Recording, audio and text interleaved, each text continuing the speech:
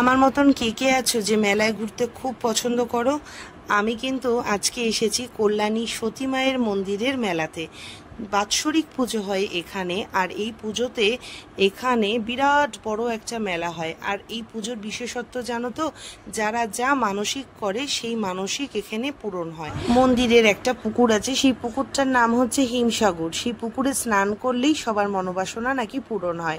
তবে কিছুটা লোকমুখে প্রচলিত যেটা আছে, নালে কেন এত মানুষ এখানে আসবে, যাদের বাচ্চা হয় না তারাও মানসিক করে যে এখানে ডালিম গাছে যদি এই ঘোড়াগুলো বেঁধে রেখে যায় তাহলে নাকি তাদের বাচ্চা হয়। বা যারা কথা বলতে পারে না, বোবা মানুষ, তারাও নাকি এই পুকুরে স্নান করে উঠে মন্দিরে ভক্তি ভরে পুজো দিয়েছে, তারাও কথা বলতে পেরে। পুজোর ডালিতে কিন্তু খুব বেশি কিছু জিনিস থাকে না, শুধুমাত্র আলতা, সিঁদুর, শাখাপলা, খই আর বাতাসা, ব্যাস এইটুকু নিয়ে আর মনের মধ্যে অগাধ ভক্তি আর বিশ্বাসটুকু নিয়ে যারাই এই মন্দিরে পুজো দিয়েছে তাদের সবার মনস্কামনা পূরণ হয়েছে। আর যদি তা নাই হতো তবে কেন মানুষ এত দূর দূরান্ত থেকে এত কষ্ট করে এত ভিড়ের মধ্যে আসবে বলো তো? সমস্তটুকুই তো বিশ্বাস। আর আমরা আসি কিন্তু এখানে প্রতি বছর, যেহেতু আসি সেই কারণে একটা অগাধ মায়ায় পড়ে যাওয়া। এই সেই ডালিম গাছ, দেখো কত মানুষ এখানে ঘিরে রয়েছে। আর আমি একটু তোমাদেরকে দেখাবো, এই ডালিম গাছে কিন্তু ডালিমও হয়ে রয়েছে, ছোট্ট ছোট্ট ডালিম। কবে থেকে যে গাছটা আছে কেউ বলতে পারবে না।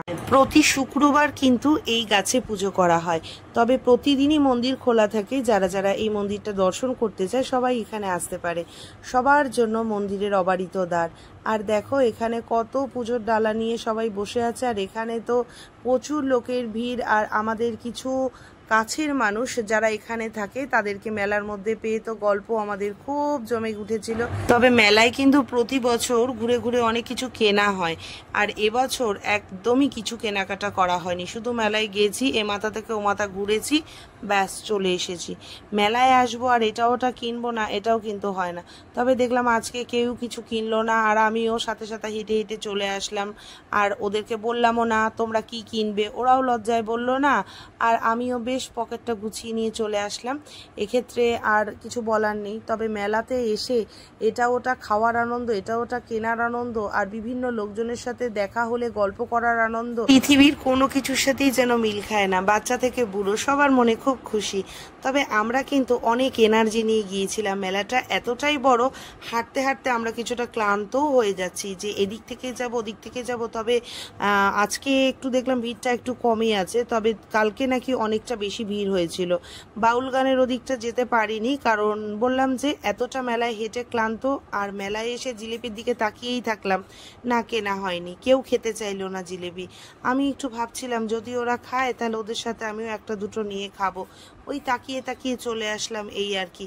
তারপর বাদামের এখান থেকে এসে তো আমি নড়বই না, চিন্তা করলাম যে না, এরা যখন কেউ খাচ্ছেন আমি তো খাবই। আর বাদাম কেমন এটা না দেখে কি আমি খেতে পারি? আর তাই জন্য একটা যেই নিলাম তখন বলছে এটা কিরম করলে, তুমি কেন নিচ্ছ এখান থেকে? তো রায়বাবু চিৎকার করছিল, কিন্তু আমি তো আমার কাজ তো আমি করবই। আমি একটা বাদাম নিয়ে খেয়ে দেখলাম যে না, বাদামটা খাওয়ার মতন আছে, তাহলে এবার নেওয়া যেতে পারে। এবার আমি বাদামটা নিলাম। বাদামটা নেওয়ার পরে সবাই একটু একটু করে এক মুঠ করে হাতে নিয়ে বাদাম নিয়ে খেতে খেতেই ঘুরলাম। তবে সবারই কিন্তু একটুখানি ঘুরতে ঘুরতে এনার্জির ঘাটতি হচ্ছিল, যে না আর যাব না। মেলার ভিতর দিকটা প্রচুর গরমও পড়েছিল, তাই জন্য আমরা ওখান থেকেই ফিরে আসার চিন্তা করলাম।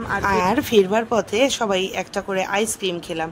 গরমকালে আইসক্রিমের চেয়ে তৃপ্তিদায়ক খাবার আমার মনে হয় না আর কিছু থাকে। এত বড় মেলা থেকে কিছু নিয়ে না ফিরলেও একটা জিনিস নিয়ে ফিরেছি, সেটা হচ্ছে সবার ভালোবাসা আর অনেক আনন্দের মুহূর্ত, যেটাকে স্মৃতি করে রাখলাম। আবার এক বছরের জন্য অপেক্ষা, যদি আগামী বছর ঠাকুর চান অবশ্যই আবার আসব। ততক্ষণের জন্য আবার অপেক্ষা করতে থাকি। চলো দেখা হবে পরের ভিডিওতে।